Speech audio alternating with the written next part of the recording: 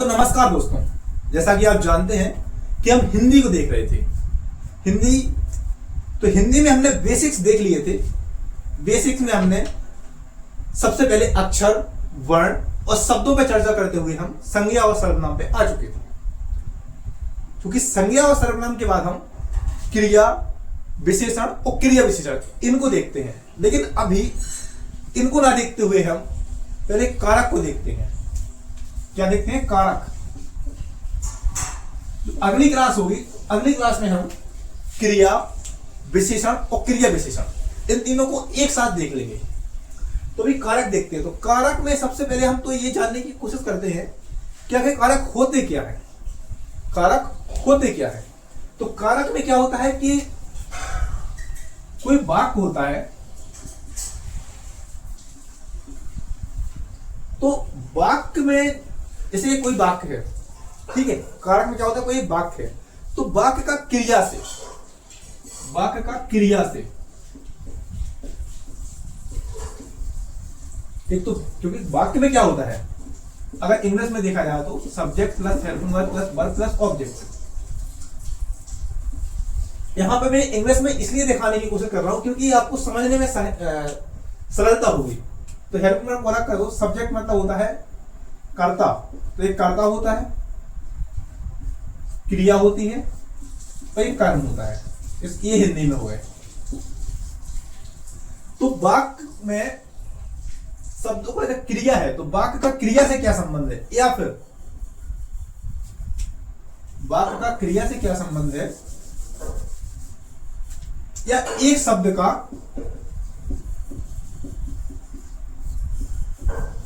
दूसरे शब्द से क्या संबंध है। ये जो संबंध दिखाने का कार्य है या संबंध दिखाने वाले शब्द होते हैं वो क्या है? कारक कहलाते हैं। ठीक है।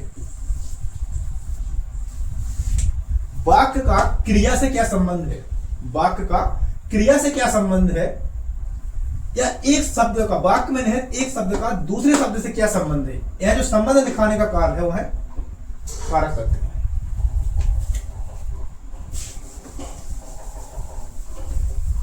ठीक है। तो कारक की हमने परिभाषा देख ली। कारक की आवश्यकता भी यही है और कारक को इसीलिए हम पढ़ते हैं क्योंकि इसमें क्या है, संबंध दिखाया जाता है वाक्य का क्रिया से और एक शब्द का दूसरे शब्द से क्या संबंध है वो दिखाया जाता है। अब हम देखते हैं कारक। तो कारक के प्रकार या प्रमुख कुल कितने कारक होते हैं? तो 8 कारक के प्रकार होते हैं या 8 कारक होते हैं। तो अलग अलग प्रकार से हम उनको देखते हैं।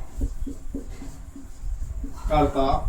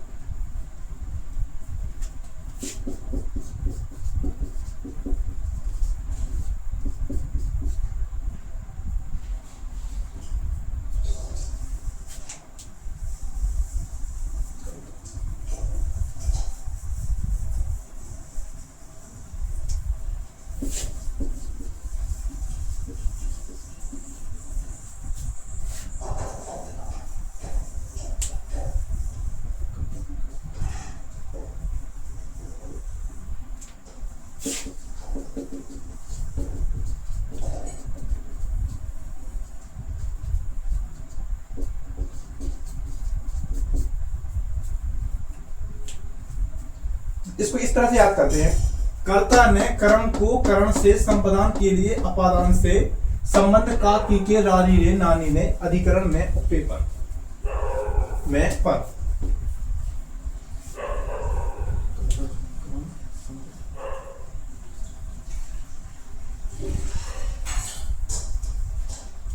ठीक है, इस तरह से याद करते हैं। एक और है इसमें, मैं बताता हूं थोड़ी देर बाद आपको। तो इसको अलग अलग प्रकार से हम समझने की कोशिश करते हैं। सबसे पहले देखते हैं कर्ता।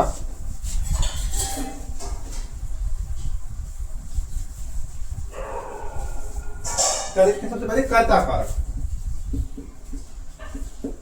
तो कर्ता ने हमने बताया था, अर्थात इसमें जो कर्ता है उसकी प्रमुखता होती है। कर्ता कारक में कर्ता की प्रमुखता होती है। इसे एक एग्जांपल के द्वारा देखते हैं। हालांकि ये आवश्यकता नहीं है कि वाक्य में ने होना आवश्यक ही हो। ठीक है, जैसे एक ये है कि राम ने निबंध लिखा।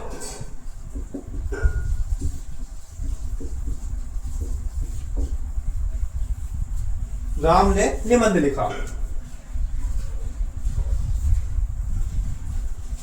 ठीक है, तो ये ने है जो, तो ये क्या है, ये ने किसको दर्शाता है, कर्ता कारक को दर्शाता है।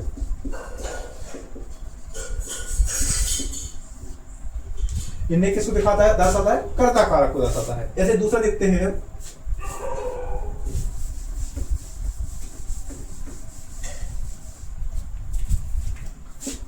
दूसरा है कर्म कारक। तो कर्म कारक में क्या है, कर्म कारक का जो प्रमुख चिन्ह होता है वो होता है को। ठीक है, तो कर्म का होता है को या का या द्वारा, के द्वारा। तो इसका उदाहरण देखते हैं हम। कर्ता ने कर्म को, तो जैसे है कि लड़का निबंध लिखता है, तो इसमें तो कहीं नहीं आया ये को का की जो भी हो। अब प्रश्न क्या है कि लड़का निबंध लिखता है, तो लड़का क्या लिखता है, निबंध लिखता है। किसको लिखता है, निबंध को लिखता है। तो इसमें क्या है, को का लोप है। और जैसा कि आप जानते हैं कि हिंदी शब्दों से ज्यादा भाव पे चलती है। किस पे चलती है, शब्दों से ज्यादा भाव पे। तो इसको आप क्या है, वाक्य का भाव समझने की कोशिश कीजिए। इसीलिए मैंने जानबूझ के ये वाक्य डाला है। अगर मैं चाहता तो कोई ऐसा वाक्य डाल देता जिसमें को आ जाता, लेकिन चूंकि आपका समझना ज्यादा जरूरी है, क्योंकि रटने के लिए तो ऐसा है कि कुछ भी रट सकते हैं आप लोग। अब भाई इतना सब कुछ पढ़ के आए हैं, रट के आए हैं, बहुत सारे लोग तो बहुत सारी परसेंटेज बना के आए हैं। उनको पता है कि रटने की क्या वैल्यू होती है, रटने से क्या होता है। तो रटने से ज्यादा समझने पे आप फोकस कीजिए।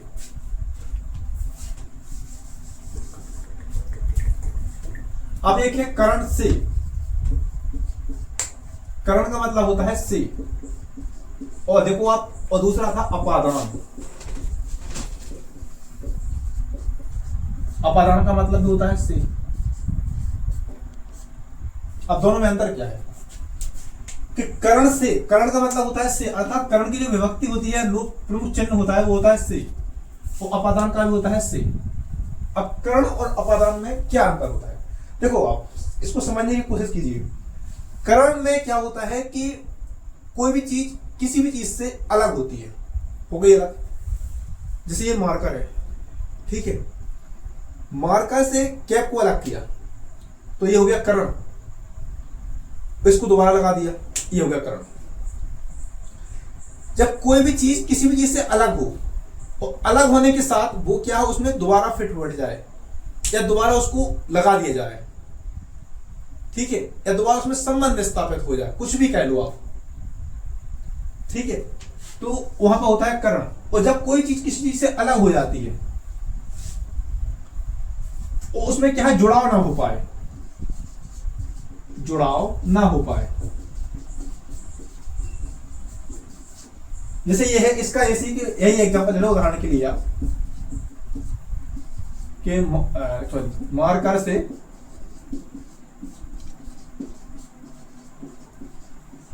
कैप अलग हो गया,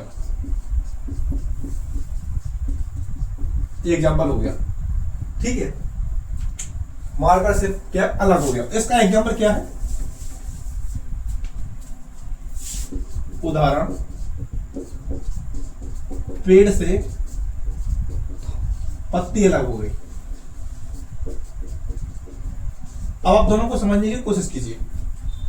मार्कर से कैप अलग हो गया, तो मार्कर से हमने कैप को अलग किया, उसके बाद इसको दोबारा जोड़ दिया, तो ये हो गया करण कारक। अब पेड़ से पत्ती अलग हो गई, तो भाई पेड़ से पत्ती अलग हुई, अब उसमें दोबारा जुड़ेगी नहीं, तो ये हो गया अपना अपादान कारक, ठीक है।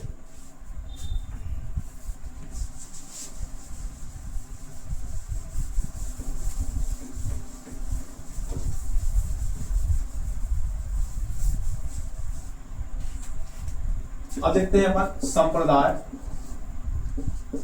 संप्रदान, संबंध,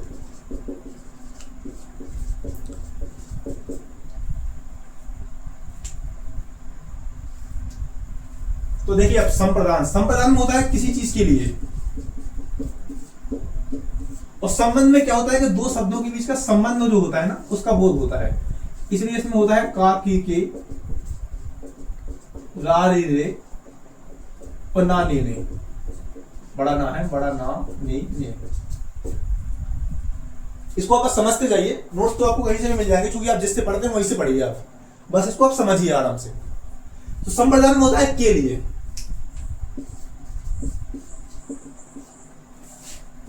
और संबंध, तो संबंध में क्या होता है कि इसमें दो व्यक्तियों का, ठीक है, दो व्यक्ति हो गया या किसी भी वस्तु हो गया किसी चीज का, उसके बीच में संबंध क्या है उसको दर्शाया जाता है संबंध कारक में, ठीक है। संबंध कारक जैसे संबंध हो गया एक राम पुरुष का, अरे राम उत्तम का क्या है, चाचा है,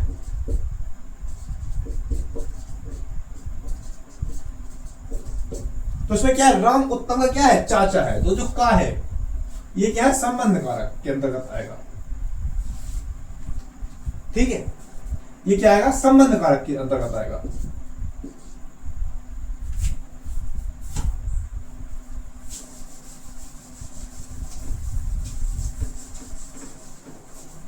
अब ये के लिए, तो संप्रदान में आ जाता है के लिए। अब के लिए क्या है, जैसे भाई हिंदी यहां पर पढ़ते हैं, तो हिंदी किसके लिए पढ़ते हैं, कंपटीशन के लिए है,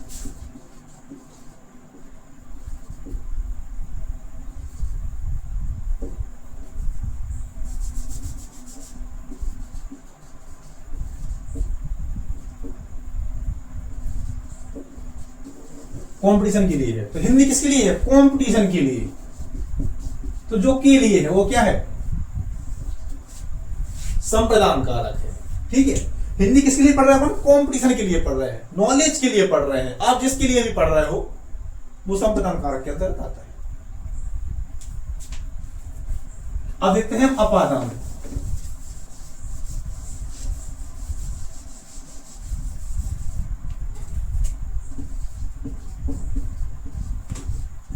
अपादान कारक, इसका होता है मैं या पर, इसका प्रमुख चिन्ह कौन होता है, मैं या पर। तो अपादान को अब देखो मैं कैसा है, जैसे आपने देखा होगा इसमें क्या है,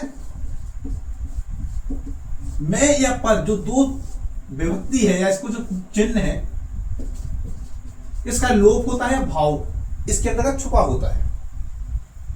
तो देखते हैं हम अपादान कारक के अंदर, जैसे आपने देखा होगा कि कमल जो है ना कीचड़ में ही खिलता है, यही एग्जांपल अच्छा भी लग रहा है, कमल कीचड़ में खिलता है।